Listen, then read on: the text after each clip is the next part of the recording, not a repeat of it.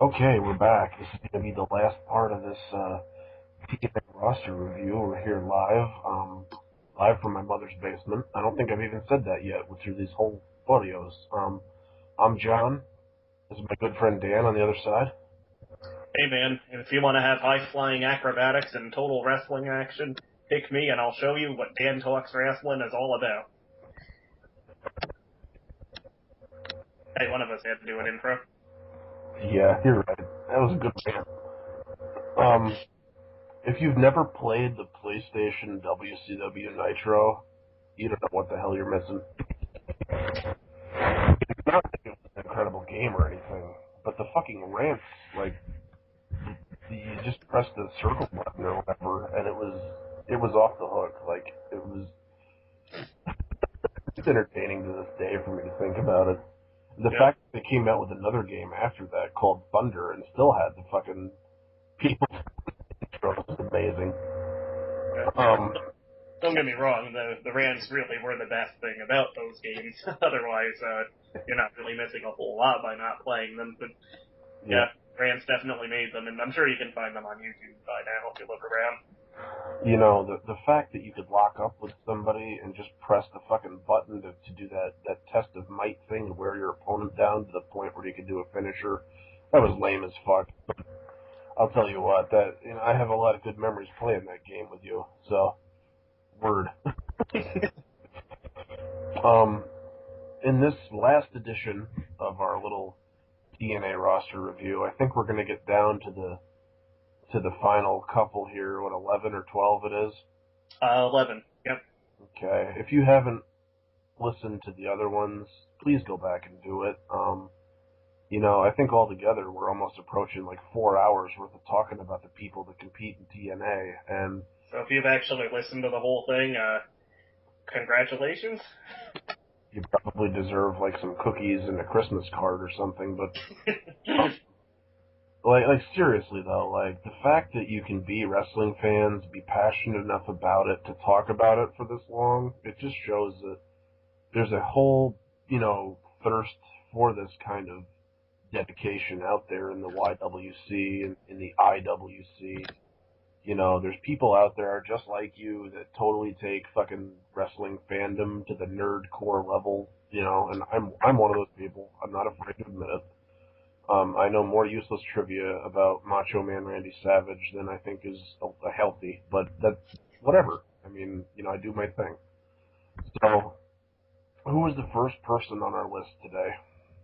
Well, the last part we ended on a high note with Ric Flair, and I guess we're starting on a high note with Robbie E. Oh man. Um, I'm gonna get this over with as soon as I can. So, pardon me for busting in and going first, but Go for it. Jersey Shore needs to die a horrible, painful death in a fire where they're chained up and cannot escape. Um, it's not that I don't like the fact that people can get behind a catchphrase or a saying or fist pumping or even a TV show and all that, but when you center this guy's gimmick around being that, and then it just really never goes anywhere. Like, I mean, he's been probably the worst television champion they've had. I'm not gonna, I'm not gonna lie. And the fact that he sucks so bad, and they've given him time after time, like they gave him the X Division championship. They put him in a feud with Jay Lethal, and he still looked like shit. They gave him the TV title. He needs this big muscle bound man in Robbie T to be his bodyguard to come out and protect him. Like it's just really, can you not do anything on your own? Do they not have any vision for you as a person on their roster? Like I've never seen this guy develop as a character the entire time I've seen him in TNA. I don't know what to think about this guy other than negative thoughts. I really do not enjoy him. I don't enjoy his work in the ring. I don't think that he's got the gift. Sure, his look is pretty chiseled, but unless you're gonna do something, man, like maybe you should just cut your hair and go back to developmental and figure out what the fuck to be. Like, and maybe that's not his fault. Maybe that's TNA pushing to have that kind of shit because Jersey Shore is popular and the WWE has a Zack Ryder kind of character. But if you want to be counterculture to WWE, do something fucking different. Like Maybe you should grow your hair out and become like a crocodile hunter gimmick or something. Like, what? Differentiate yourself from the fucking crowd. I can't stand him. I don't know what you think of him. I think he's a terrible person he doesn't play a heel very convincingly to me. I've never seen him as a face. Um, I don't think he's ever been without a sidekick or a manager. Like, they had him with Cookie, that was supposed to be the ripoff of Snooki, and it made me want to throw up. Yeah, I think whatever legs the Jersey Shore gimmick had, I would say left when they, for whatever reason, got rid of Becky Bayless and replaced her with Rob Terry. Because I thought she actually did a good job playing the character. It's not a gimmick you want to see go any longer than 30 seconds or so, but she did a good job with what she was given, I thought. Robbie E, I never really have seen that much from in the ring, as far as skill or presence or anything like that. So if they are going to keep him around, they definitely should repackage him. And my idea was, for repackaging him as a new gimmick, have him dye his hair blonde and have him be Guile from Street Fighter, because that's, I think, the most striking thing about him. His hair is the closest I've ever seen in real life to Guile, far beyond the real Paulie D or whatever the guy he's based on is named. Oh man, yeah. It's the thing of it is like when he did the comedy thing with Eric Young over the TV title and essentially destroyed the credibility that it had. It just it really it invalidated me, as a fan because not only did I, want to see wrestling get better, but I wanted to see that title, elevate itself in esteem. And when you put it around a guy like that that's never going to go anywhere, to me, you might as well put the fucking title on the Brooklyn Brawler, like, for all it's good for. I mean, that's Yeah. a fucking horrible thing to do, Like, they took it, originally, it wasn't even called the television title, but it was around AJ Styles, Like, Yeah. that's a guy that deserves a belt. And now to have it around the waist of Robbie E just seems, ugh. I'm Yeah, sick. there's a lot they could do with that title, and they really need to get it off of him. So please tell me who we can talk to now to get that taste out of my mouth. Oh, you're gonna love this then. Robbie T, Rob Terry. Fuck my life. You go first. I don't even want to talk about it. I think I made the point at some point or another, in real life, of course, since this is my first audio or anything on the internet past my blogs. But, basically, Bob Terry at one time was a WWE developmental talent. And my point was that if you look like Rob Terry and WWE doesn't want to keep you around, I think that should tell you something, that, maybe you're not in the right line of work. He's okay in his role as a bodyguard, but I don't really see him ever really doing well in any role but that based on his in-ring ability. He is a roided up, jacked out freak with no personality, no charisma, no timing in the ring, no ability. He's got fucking muscles upon muscles, but he can't do a fucking move to save his life. I think he injured himself doing fucking moves in a match one time. I saw him like rip a quad or something. And then they made that whole thing where he was one of the people in that top 10 that you could like phone in or internet vote for when they had that shit going on when Hogan and Bischoff first came in, and it was like, why? Um, he's a waste of space on that fucking roster. I know that you're gonna need big men, and you're gonna need big men in heel positions, but I think that Rob Terry just is a complete waste. Like, you could bring somebody else in that could do a much better job and get over. Like, they've tried so hard to get him over. They put him in the British Invasion. They put the fucking TV title around him when it was still called, like, the Global title or whatever. Yeah. And it didn't do anything for him. He can't talk. He was in a feud with Scott Steiner for like 2 weeks, and I think Steiner finally said, "Pull the plug on this shit because I can't take it." It's bad, and that takes fucking talent to make Scott Steiner look bad. Somebody that can get over as much as Scott Steiner. And you're in a program with him. and you still have nobody that even knows your fucking name practically. Like, come on, you need to go. So next up, I guess. Now that we've said how we really feel on that one, I promise this is the last Rob. Rob Van Dam. You want to I go don't, or me? go ahead if you've got something to say. All right. Well, I was the biggest Rob Van Dam fan in the world. I never disliked him either, don't get me wrong, but he was never one of my absolute favorites or anything. In fact, I think I liked him best as a playable character in like the PS2 SmackDown games. He was always really fun to play as in those. But especially at this point in his career, I don't know, to me, he just seems to be kind of treading water and almost kind of seems washed up a little bit. He still does the same move set and wrestles the same match that he's been doing for a decade now, and it's definitely not a bad thing to have him on the roster, don't get me wrong. He certainly has the name recognition and certainly can be used to get other people over, but I'm not sure I really want to see him as a main event player at this point. I think he'd be better kind of in the same kind of position where, say, Devon is, as somebody in the upper mid card who people can beat on their way to rising to the main event level. Your thoughts? I thought that Rob Van Dam made more of an impact as an ECW television champ than he ever did as a TNA main event world champ. Yeah. You know, the name Rob Van Dam brings with it a certain air of nostalgia, I guess, for, those of us that were growing up, in 15 and 16 or whatever during the Attitude Era. Or maybe you were a little younger, or maybe you were a little older, but, you still remember it. And, he's got his time and his place. I think that WWE missed the fucking ball with him completely because Vince just didn't want to put him over, even though he was red hot when he was in his feud with Cena. Like the crowd completely was against Cena and they were totally for Rob Van Dam. But God forbid they put a fucking world strap on him then, 8 years ago or whatever when he was actually really relevant. This is a guy whose character has never really had any growth though. He's getting really stale. Yeah. Like, I mean, a John Claude Van Damme ripoff character is what it is. You can feature them on the television. They can be exciting. They work better as heels. I don't know why he's a face now.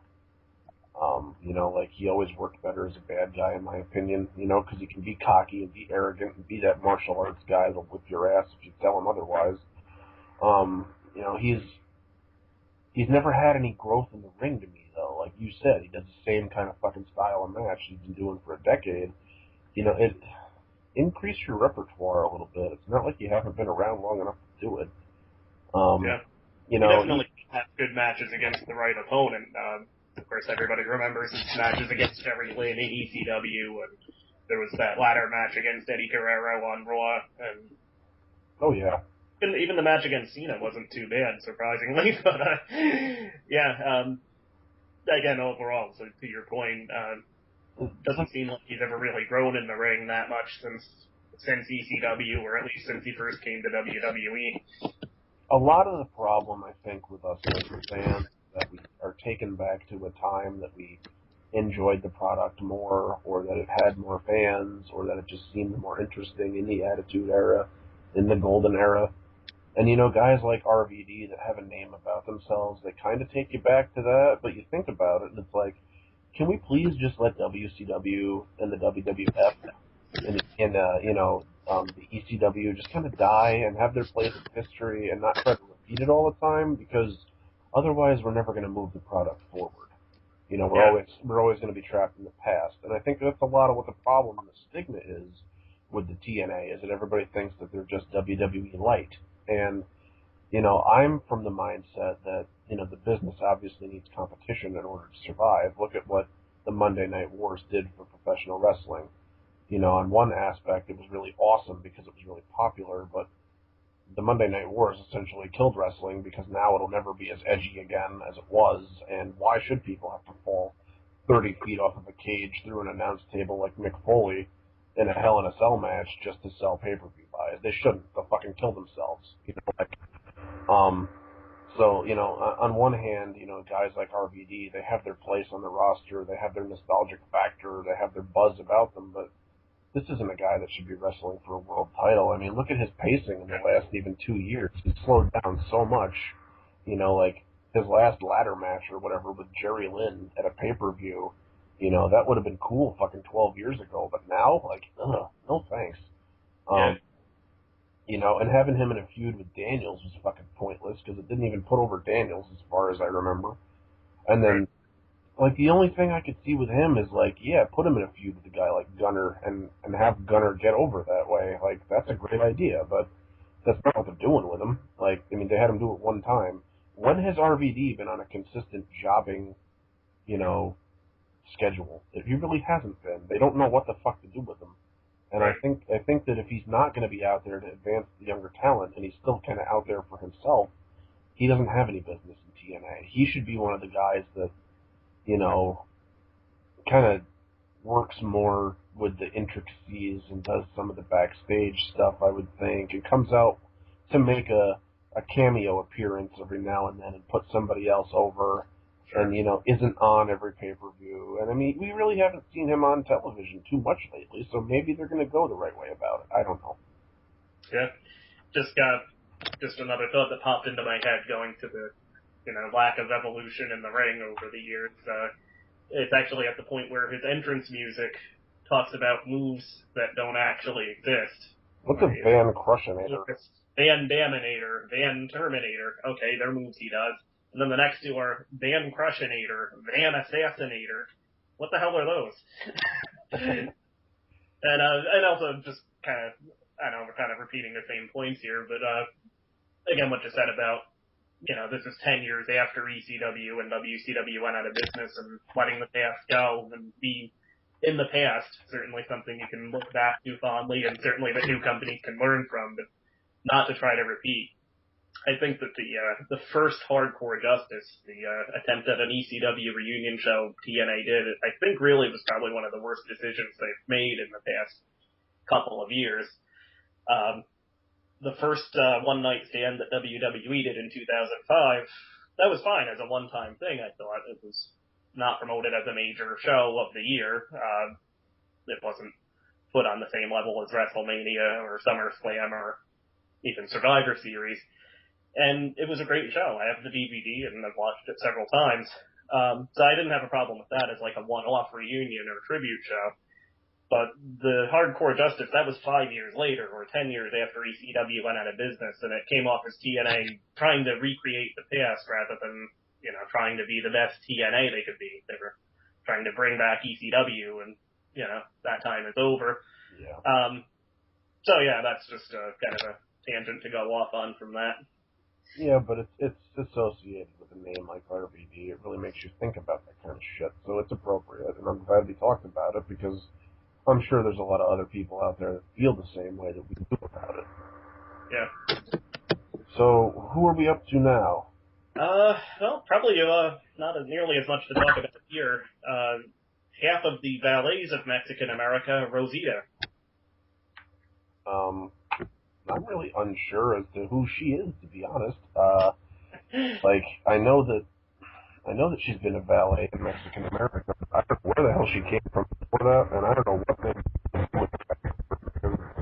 I what were they like in some tag team matches together, her and Sarita, and then Yep. nothing for months, I guess. If she's just taking up spot on the roster, just pull the plug, get rid of it. Like I haven't seen anything to convince me that she's the next fucking prodigy worth keeping around. But at the same token, I haven't seen enough of her to really get an opinion otherwise. Like to Yep. like if maybe she could be something. Fuck if I know. It's like when you don't see them for months, you kind of just figure like they're never going to go anywhere. So it kind of kills any momentum they have. Yeah. Same And here. especially when you're in a fucking stable that's like mid card at best, like Mexican America was. Where was that going to go? Like it had to be really big, and then they just fucking like stuck the ship with it. Like I guess Yep. I guess I'm just confused about her because I really don't know that much about her, and maybe somebody else out there like could leave a comment or something in the section below the video, audio, whatever the hell you want to call it here, and kind of give me some more background information or tell me what they think. That'd be cool. What do you think? Pretty much the same. Just haven't really seen enough of her in the ring to really comment either way. I'm assuming that she's a fairly new talent. I think she's in her early 20s still. Um, so in theory, I think putting her in a women's tag team, in the women's tag team division alongside Sarita, who is a much more experienced and talented wrestler, that's a good idea in theory to give this newer person someone to learn from and to help, to be helped in getting over by. But I think they really need ring time to do that. And Sarita's coming up person after next. They'll probably talk more about it there, but I don't really know why they're not getting ring time. The stable Mexican America doesn't really benefit from them as managers, and especially Sarita, who we have seen a lot of in the ring, is really talented enough that she really should be wrestling for the women's title or the women's tag team title. So, yeah, as far as Rosita goes, I really can't comment too much, but it would be nice to see her get ring time so that I could perhaps comment further if we do a repeat of this next year or something. Yeah, definitely. We're on S then? Yeah, and Samoa Joe is up first. Oh boy. Well, I'm probably going to have a bit to say about him, so if you want to try to take off first, I don't mind. Or if you want me to go and then you want to just fill in the blanks, I could care either way. Yeah, you can go for it if you want. I believe I talked about this when we brought up the Pope, Yeah. and I'm going to say it again because it bears repeating to me.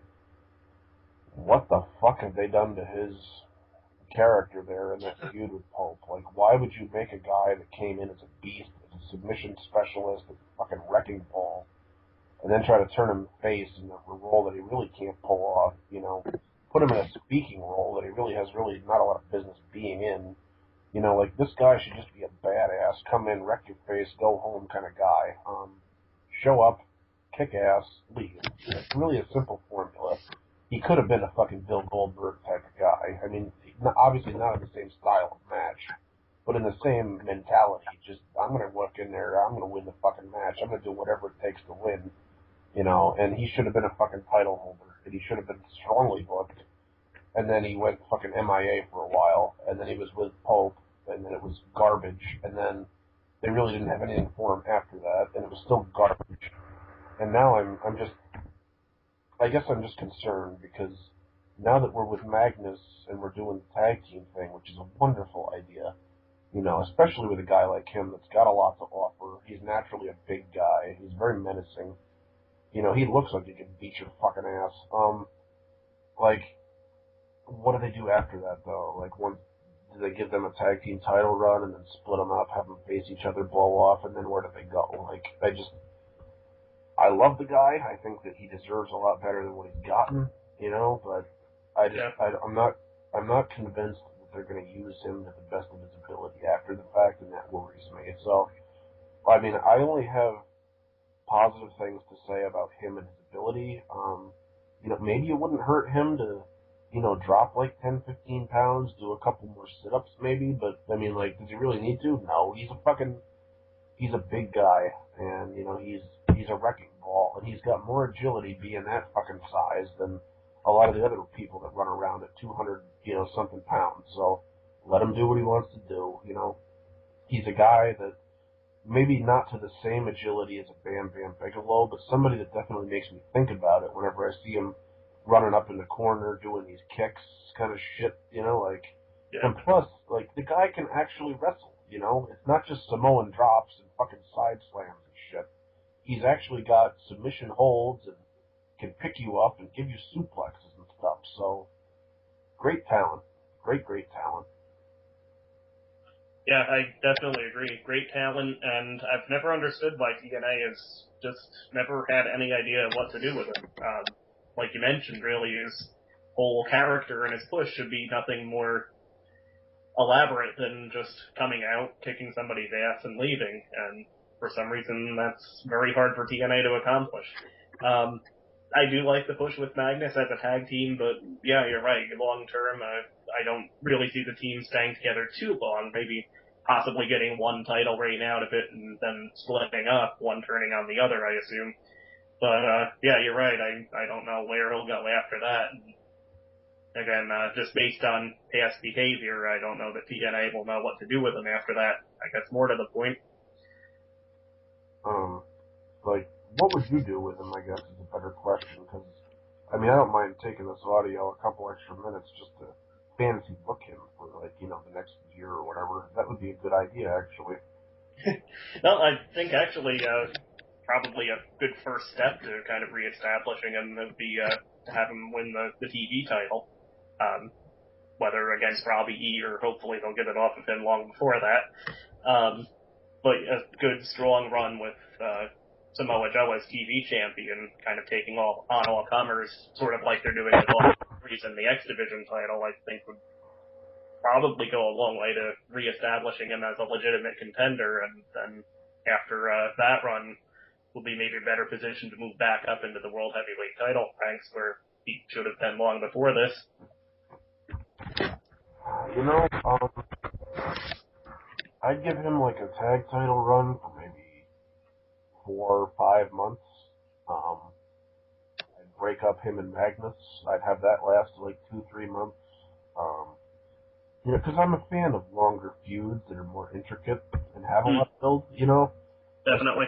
Especially if you're gonna blow it off and make like a fucking slime like a cage match or something. I really feel like that adds volumes to a feud. I remember watching a nice feud back in the day with Macho Man and Diamond Dallas Page. Their long feud really helped establish DDP later on as a main event player. Yeah. So, Samoa Joe is one of those guys that could really benefit from the rub of the older, veteran people that are there in the company still. I think that he should always be a bad guy. I don't think that he should ever be a clean-cut good guy type again. It just doesn't really seem to fit him. Right. I would do, um, more of an angle once he's away from Magnus to launch him again as a monster and put him on a really big winning streak. Maybe the whole reason that he and Magnus split is because Magnus has been on a losing streak recently and he just doesn't want any part of that. Like, he defines himself by greatness and by making people tap out and all that other shit. So, whatever. I mean, that's how I would kind of go with it. I don't know who I would put him against after Magnus, to be honest, because I don't know, in 9 months' time where the company would be down the road, but I could see him beating guys like RVD, even, and really. I was actually just going to bring that up.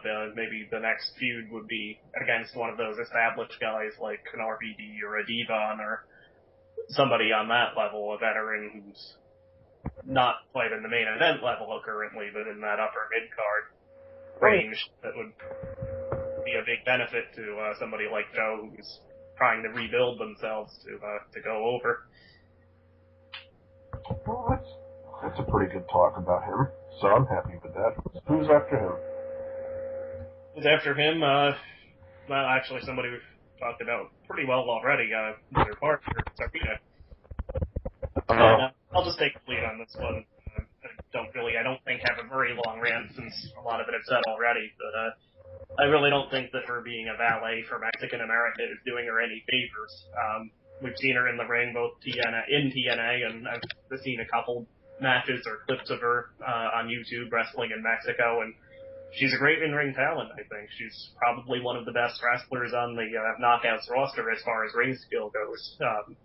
Probably right up there with Gail Kim and a Mickie James, and we're just not getting to see that at all in her current role, so I'd like to see her maybe first break away from Mexican America, or even if she stays in the group, just at least get a tag team push with Rosita, so that we get to see, in part at least, if Rosita's worth keeping around or not. But then splitting away from that and getting a good singles run of some kind. And again, always good to switch up who's in the upper ranks of the women's singles division once Gail, I assume, probably will go over Tara in her match. Probably Sarita would need a little bit more build before she gets the next title shot or anything, but by the end of the year or something, she's somebody I wouldn't mind seeing get that next title shot as a new contender and a match against somebody like Gail Kim, who I don't think have seen her go against yet. As far as I am concerned, I would like to just kind of take this opportunity to say sometimes being in a stable is not the best thing for someone. I felt that she was doing strong competition before she ever got involved with Mexican America. She was involved in the tag scene already. I don't really remember who she was with, but that's not really important. Taylor Wilde. Oh, okay, yeah. Actually, retired, unfortunately, but she was a good talent, too, I thought. If they want to make her a tag team threat with somebody, like, maybe put her with somebody like a Velvet Sky, who doesn't really have it all in the ring, but people like to go come and see and support, and that'd give Velvet a nice rub, too, an association, I would say. Or put her with, like, a Brooke Tessmacher or somebody, working their way up, too. Sarita, she's shown me stuff in the ring that I really enjoy, and that, I can get behind. I think that she's got a lot of ability, and I really hate to see her not in the ring. Like, why the fuck are you on the roster if you're not going to be in the ring? You don't need to be a valet for some fucking stable that's going nowhere. Split that up and do something with her. Enter her in a program. Make that women's division more competitive. Put her against, like, somebody like an ODB or something right now and get a good match, use her. That's, the old saying is use it or lose it, and I think that, if they're not going to use her, that she'd be a lot better off going back and maybe working for another promotion somewhere to try to get herself ahead, I don't see anything long term out of this Rosita Sarita Mexican America thing, and I know that she's the caliber of performer that deserves a lot better. She deserves a chance at that women's title. I think that her and Mickie James or her and Gail Kim would be able to put on a great match, and I don't see why they don't try that out.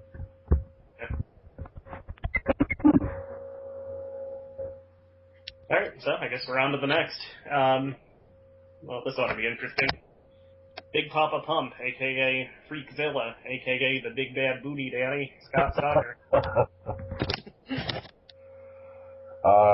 For years, I've been trying to call myself the Big Bad Booty Daddy, and it just hasn't worked out the same way that it did with him. I'm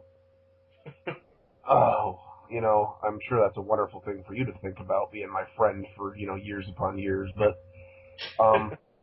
sometimes you just gotta work with what you're given. For Scott Steiner, he has been so good on the microphone. Even if he's intentionally, not knowing what the hell he's saying, or if he's trying really hard and just not, I don't know. I used to think he was trolling us, but now I kind of just think that's him. Like, right. Kind of like that awkward moment when we realized the Ultimate Warrior was not a gimmick, that he's really like that. Yeah, Mr. Intensity with a bunch of big words that don't make any sense together. You're not folked on Viscosity? True. I've heard a lot of Scott Steiner promos that blow out of the water, shit even from the 80s when it was good, so, just the fact that he can back up whatever he said in the ring, and, I really liked him back in the NWO, and I thought that, throughout the years that he's been a big player in wrestling divisions, There's obviously the history with him and his brother Rick being multiple time tag team champions and being amazing, but as a singles competitor, you can't deny that he just had wrestling ability, and he's definitely somebody that should be a future talent scout or a trainer backstage, or, just back there to help people out. His career competitively is probably going to come to a screeching halt here soon. Like, I'm pretty sure he's like 50-something years old now, but,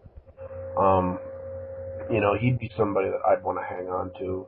He's somebody that had God-given ability, like a Kurt Angle, to just go in there and put on a great show. I always thought he worked better as a bad guy. I thought he was able to develop a lot more of a personality as a bad guy. instead of just being Scott Steiner. You know, the whole Big Papa Pump thing, when they paired him with Buff Bagwell for a while, he was amazing. And to Yeah. have that kind of star power on your roster right now, I think is something that you desperately need in wrestling, especially as a TNA. Let him be somebody's mouthpiece right now. You know, let him give somebody the rub on the way up, and I think it would do wonderful things for them.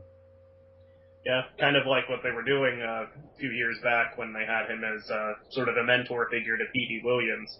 And again, Petey Williams, somebody not great on the mic, and really, I think did wonders for him getting over. Now, of course, that came to a screeching halt for unknown reasons that I still think were a mistake. TNA released Petey Williams, but be that as it may, again, I think that's a great role for him to be a mentor figure, maybe part-time tag partner as his career in the ring winds down. And basically, somebody I'd definitely like to see around, even if it's not as a wrestler anymore, in some capacity at least, because you put a live mic in front of him and you don't know what he's going to say, and when he says it, you're probably not going to even know what it means, but it's guaranteed pure gold anyway. That's true. Like, you can always count on Scott Steiner to entertain you one way or another. Who's up after him? Shannon Moore, the Prince of Punk. Oh, God. And, yeah, he's somebody we've seen for quite a while now, back with 3 Count in WCW. Yep, and WWE, Mattitude's MFer, and of course, most recently as half of Inc. Inc. I don't know, to me he's a solid in-ring talent, but he always struck me as somebody who really benefited as being part of a group or part of a tag team. Anytime they've attempted a singles push for him, it just doesn't seem like he quite gets over with the crowd on his own or quite catches on. So, yeah, I don't really know where they're going to go with him now that Jesse Neal's out of the company, but I guess the best role I think for him will be to find another tag partner of some sort and go from there or something like that. I guess, like, I've got mixed feelings about him. You know, for being associated with the Hardys for so long, it leaves a sour taste in my mouth. I know they grew up together, they trained together, they worked out together, they broke into the business together kind of shit. And, you know, that's encouraging, you know. That brotherhood, that bond, he understands the business, he's been at it a long time, et cetera, whatever. He never really got his day in the sun, I don't think, and maybe that really hurt him, like, especially now in his career, because, you know, he's not, like, the youngest guy anymore. It's not that he's old and ancient, I mean, he's no Ric Flair, but, I mean, to put a title on him now, you know, like, how long would he hold it for?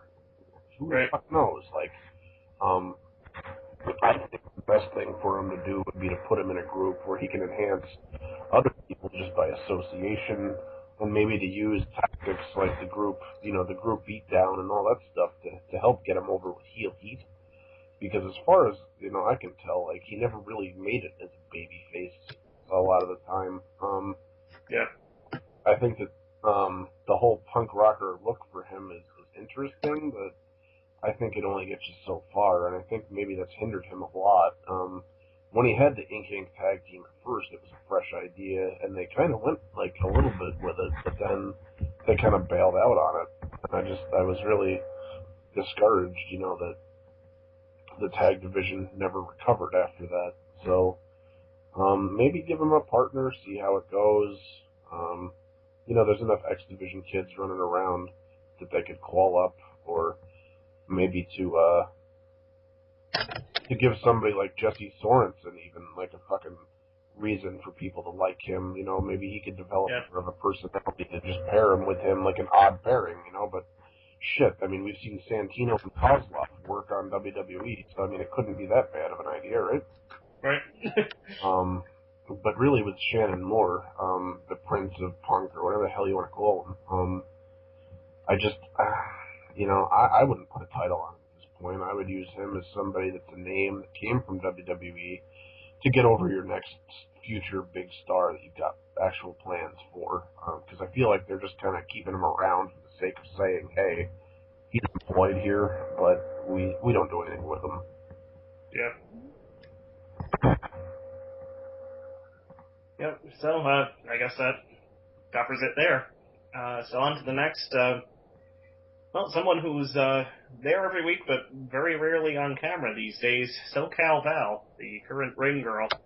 Um, I guess I'll take the lead on this one too. She's, another person I think is highly underutilized. She's certainly no in-ring talent, but she, I think could be a very effective valet or manager. That she can talk from her brief run as an on-air character when she was doing the storyline with Jay Lethal and Sanjay Dutt, and she does host the Pillow Talk YouTube series for TNA, where she interviews people, and she's worked as a manager in other indie promotions before that. She looks good, and I think that would be the best way to use her instead of just sticking her by the ring, handing other people microphones. Do something with her, and you know, have her be a mouthpiece for, say, one of these X Division guys like a Jesse Sorensen, who definitely would need help in that area, or um, anybody coming in who needs a mouthpiece, or some hook to really get them over with the crowd. I think that would be a good way to use her. I think that you're right, and I'm not going to say too much because we've already been going on for a while. But with her and with people like her, I feel like if you're not going to use her, let her go do something else.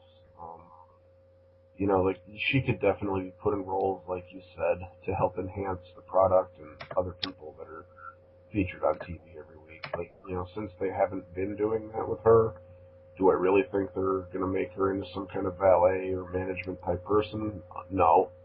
And there's other people on that roster that you could do that with, and probably more so than what they would want to do with her. So, like if she's not going to become like an interesting part of the show every week, I don't see why you would keep her there. To be honest, let her kind of go and somewhere where she can be utilized and feel a little bit more important, just like the person that holds the paperwork or the phone or whatever.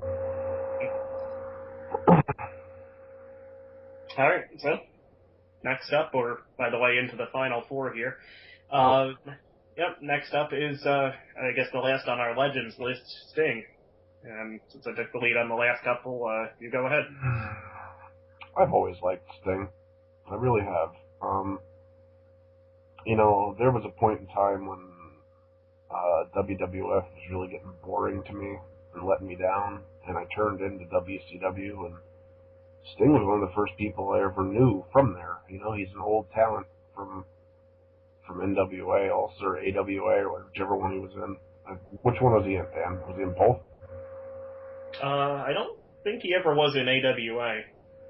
So, NWA, I guess. Might Yeah, have all fallen right. there. Um, everybody knows that he came from that tag team, that was originally with the Ultimate Warrior. I think that Sting Dingo really, Warrior, as I believe he was known at the time. the Dingo Warrior. Yeah. Um, Sting is really a guy who has had this evolution, I guess you could say, over the years, and he really is somebody that's. I never felt like he was the best worker in the ring necessarily. Now, don't get me wrong, I think he's a hell of a worker, but he never had like terribly awesome, exciting moves to me. Like he had a Stinger Splash, he had the Scorpion Deathlock, and he punched people a lot. And he no-sold a couple of moves, kind of like Hulk Hogan used to when he got pissed. But in terms of interaction with the fans and getting himself over, he's really managed to do that very well. He's somebody that's always worked better as a babyface. I hated when they turned him heel, like just to add depth to his character. Like, what the hell are you doing?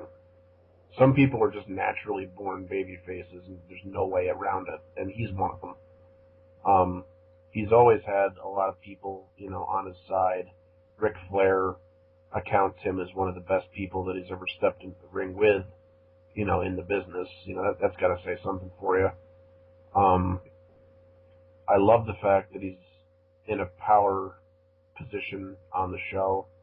I'd like to see him step away from the ring altogether, even step away from it with the bat, not even get involved as much as he's been doing. But I can understand why they're doing it because they want to draw more heat to the heels. He's definitely a guy whose time is up, and that he would best be used in a management role like that, and to help get the younger generation over. I did like his last kind of run, as a tribute to him. I felt that it was well deserved.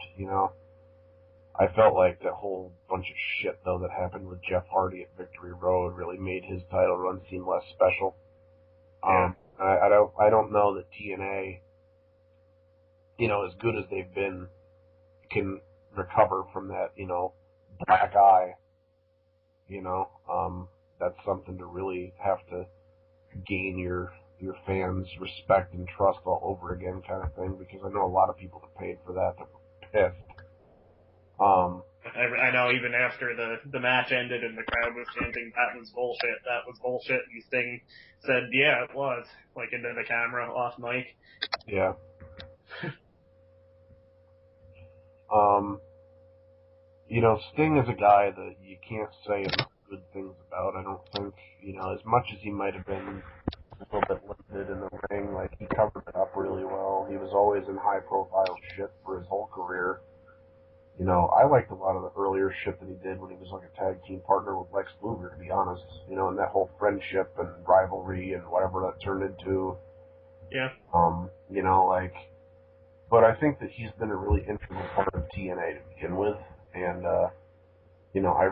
I've liked their usage of him mainly, but especially in this kind of a role.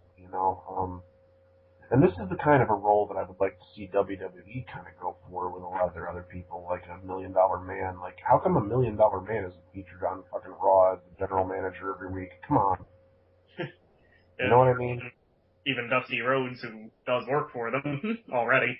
Or Erwin R. Shyster. Come on. I'm just saying, like, there's a lot of possibilities to use your legends in a different way. Yeah. And, I feel like they use Sting really well in TNA right now. So, I mean, now that I've talked it to death, I'll hand it over to you.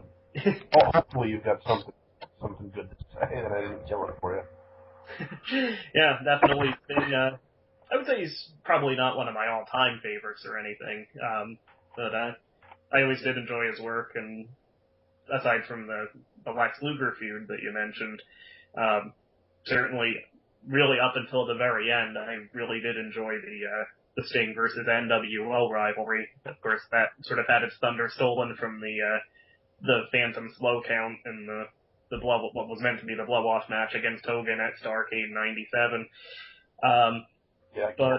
Yeah, again, definitely just to reiterate what you said about his current role, I think that's a great idea to, as his in-ring career winds down, have him scale back his physical involvement and have him kind of settle into an authority figure role.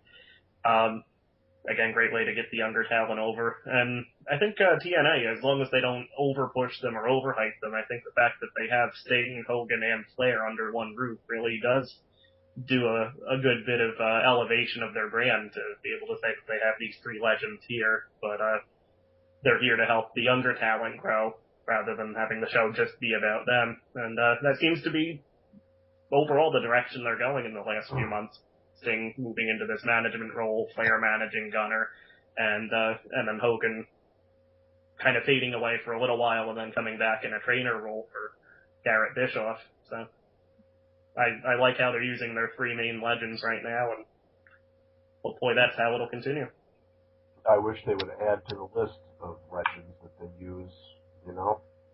And what I really would have liked to have seen, God rest his soul, I would have liked to have seen a Kurt Hennig come over to TNA and help them out like that. I would have loved to have seen a Macho Man Randy Savage come back and help out with that. Both of whom actually did wrestle in TNA at one point or another. Yes, he did. Not very long, and I believe that was for both of them still back in the old weekly pay-per-view days, but at least early on they were both there. If a guy like Scott Hall wasn't addicted to pills and beer, I would like to have seen him in a kind of role like that too. Yeah. There's just so much that the legends can do to help the next generation out, and I think that TNA should pride themselves on becoming that next platform for the younger guys through association with the people that they have right now, like the Kurt Angles and the Hulk Hogans and even the Scott Steiners and RVDs that could really pass on that rub to the next couple of people. Like, how awesome would it be to see people that are already on their road to success and the rise, like Matt Morgan? Like, what would it do for him to really have the great involvement of a couple of legends like that in his corner? And especially people to talk about him being the next big thing or something. Like, to get a backstage interview with a couple of these guys, or even have like a roundtable legends discussion, to air that, as a build-up for a pay-per-view. I think that would be amazing. Get Taz in there too, as a former competitor. Right. To me, it would make so much sense. And that's kind of what I would do in the way that I would go if I was running the fucking show. But since I don't, we'll just shut up about that, and we'll get on with the next guy. Alright, so since we're down to the final three, I guess I'll let you take the first on the next one, and then I'll take the first on the last two. I guess that works. So anyway, Velvet Sky. Velvet Sky has never really impressed me all that much. I guess, she's something to look at in the ring, but other than that, the whole thing where they tried to give her push in her title run, it seems like they were just trying to make her like a female John Cena. And it was so not done correctly. And then they took the belt right off of her afterward. It was like, this is unimpressive. Why did we just go through this whole fucking, period of time where it was all about her just to, pull the rug out from under her?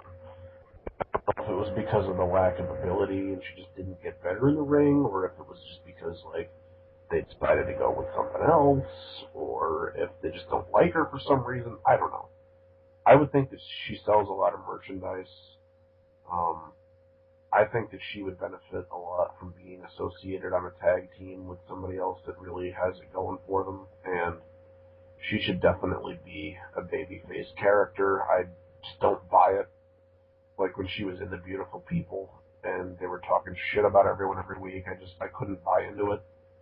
And that's kind of my 2 cents there, I guess. It's like, I'm just not thoroughly impressed. I don't think she belongs as a Knockouts champion until she either improves or until, maybe they lose a lot of people and have to put it on her, I guess. I don't know.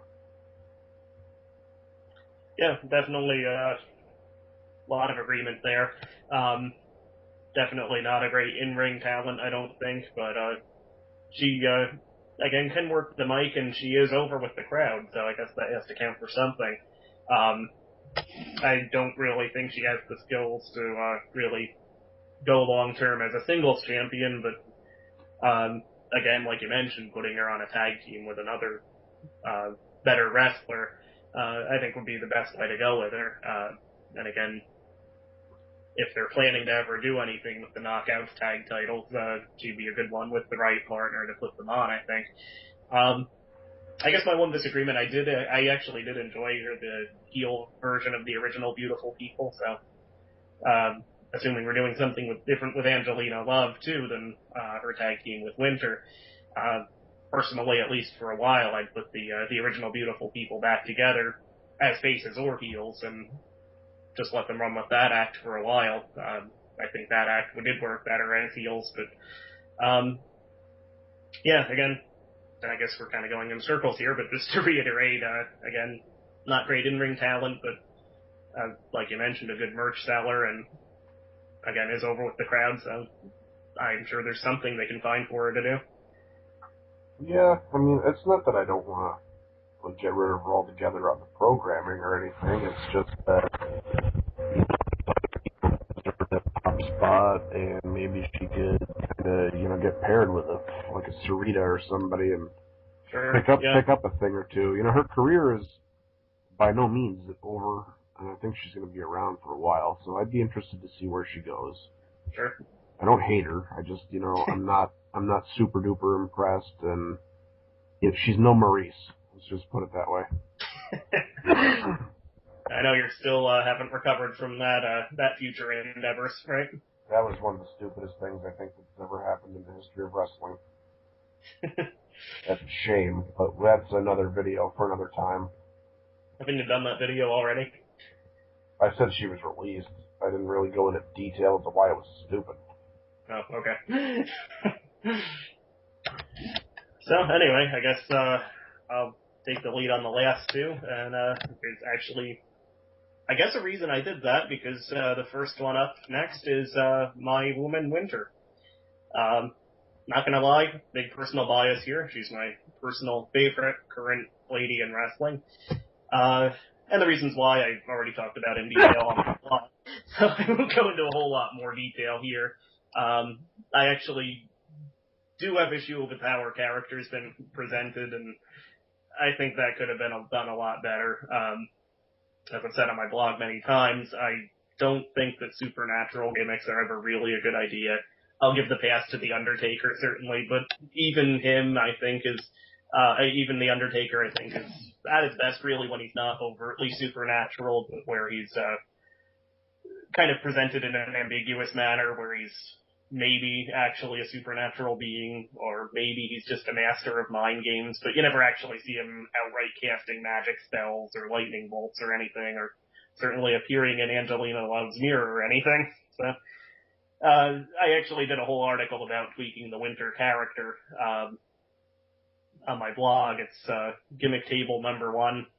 If you look on the tag cloud on the right side of the screen, just click that, and right now it's the only entry in that category, so go for it. But as far as Winter goes, I think very good in-ring talent, plays her character very well, kind of like we were talking about Madison Rayne really keeping her gimmick going while in the ring. I see that out of Winter as well.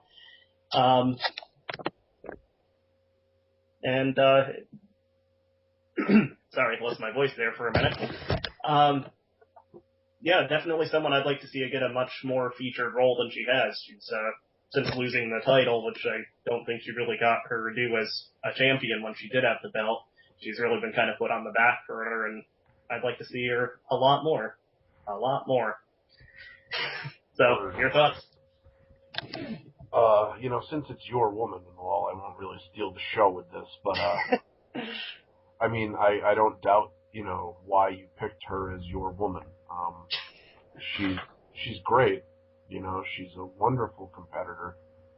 She never really got the chance to shine, I think, yet in TNA. I think that they introduced her in a really weird way. I think that this whole association with Angelina Love hasn't really done her any favors.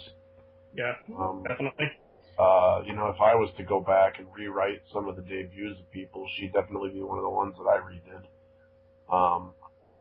A talent, the level that she's at, really deserves a lot better than what she's gotten, and I really hope that they put her in like a tag scene or something and really put belt around her, or at least get her back into the main event feud soon, because she could really benefit from being like a 6-month to a year title run champion, she's got it in her to do it, so fucking do it.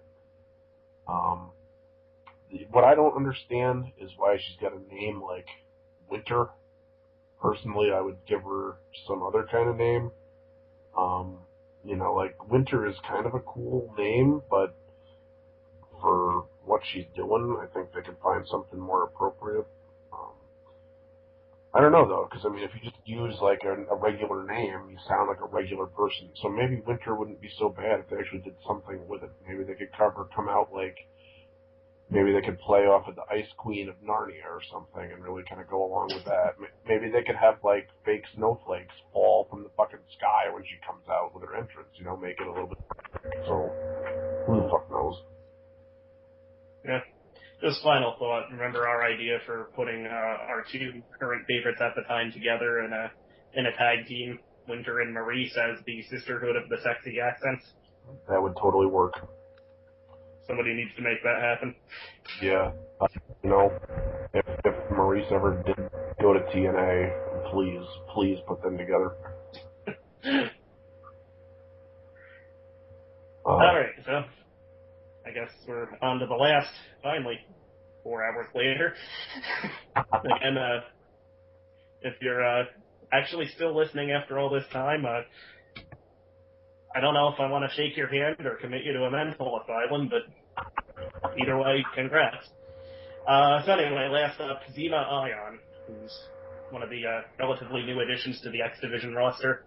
I don't know, I like this kid so far. He's definitely shown a lot more personality than, say, a Jesse Sorensen or an Anthony Nese has. And again, his in-ring skills, they are unpolished at this point. He has right there as far as stringing them together and really putting a match together. But again, he's still young enough that I'm sure will come with time. But yeah, I kind of like the kind of heelish, sort of arrogant male model persona he's going for now. So yeah, I don't think it'll be this year or maybe even next year, but I could see him being eventually down the line, maybe a pretty major player in the X division if he sticks around the company that long. And I actually did see, I forget, I think it was on Discovery Channel or something like that. There was a show that was called something like Slammed, Behind the Scenes of Indie Wrestling or something, and basically they followed a couple of indie wrestlers, like, just showing, like, a day in the life and taking bookings and trying out for, I think they tried out for Ring of Honor, and he was one of the guys that they followed, and they showed him, like, at home with his mom, and he seemed like a good kid, so it's kind of nice to see, you know, somebody who in real life seems to be a nice guy getting a good shot. Oh, alright, well, this is the last one, so I'd like to go out on a bang, and, you and to say that I really enjoy watching him so far. I think that he's got personality. He looks like he's got it factor, you know, and in that raw form that it is right now. It needs to be molded a little bit, but it can definitely go places. I don't think that's anything that's going to hold him back for sure. You know what I would do with this guy is put him in a tag team and kind of throw him maybe with somebody like a Kid Cash that's got that reputation and kind of, you know, play off of that a little bit. Especially if it maybe if they turn Shannon Moore heel, maybe even put him with them together and have some sort of a glam rock thing going or something like that. You know, I could definitely see that too. With Zima Ion, I like his in-ring style. I like that he's high energy. There's not a whole lot I've seen about him that I don't like. I like the little bit of arrogance that he shows, you know. I think that that's a good way to get yourself over. You know, he's definitely got the charisma to me. When he was in the match, you know, the four-way with him, Sorensen, Kid Cash, and Austin Aries, I thought that, you know, besides Aries being, you know, the number one draw in that match, that he was a really good addition to it. He belonged there. It looked like he had a spot there, you know. He wasn't just there for shits and giggles. He was actually pulling off some good stuff, and I think he has a lot of potential in that company to rise up and be something. You know, I could see him even putting on a little bit more weight, probably. You know, being there a little bit longer. You know, having a few years of career behind him, and then being like a mid-card level champion. You know, like a TV champ or something. He's got the charisma to pull it off. So, well, do I think he'll ever be the world heavyweight champion? Probably not. But I mean, it's really early to tell. Like, weirder things have happened. You know, so.